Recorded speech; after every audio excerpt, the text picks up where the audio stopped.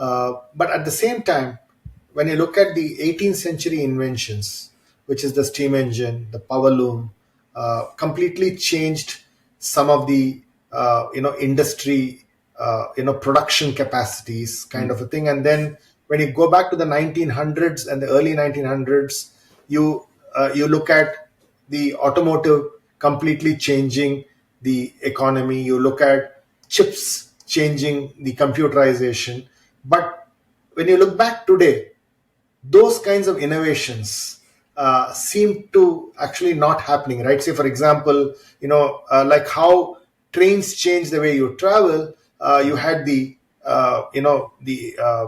aeroplanes taking you to different countries, and now when you look back, it looks almost like uh, you know uh, incremental innovations are happening or incremental improvements are happening, but no serious invention that can change the way you are looking at. Is that the state that you see? No, I think just because I think all of it's incremental.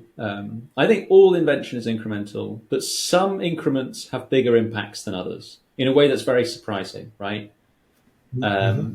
It's like you're like you take something, a new technology, you improve it 5%, 5%, 5%, 5%, and then often you'll hit that threshold where suddenly that thing is profitable in a way that it wasn't. Suddenly that thing, I don't know, you improve the advertising by 5%. Suddenly you reach the mass market versus the niche market. It's always those little 5%. So I think there's always that tiny little inch forward. That with our toes inching forward, we finally go over the precipice, and then a whole new reality is kind of shaped by it. All inventions, I think, are like that, because when you look at in detail at all inventions, you start to notice that there's this very long chain of events. And even particular inventions or patents, when you look at the detail, you're like, oh, this took 10 years of margin improvement by one person in their shed tinkering away until it was ready.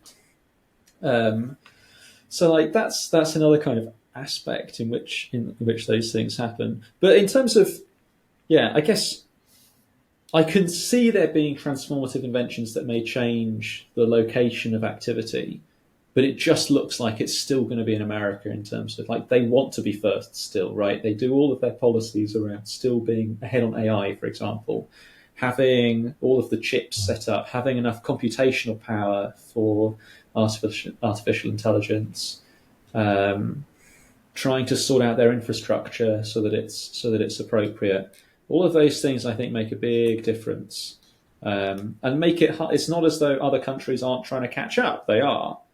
But in terms of keeping ahead, like if you want it, then you have to, like, it's like every generation of improvers has to do that.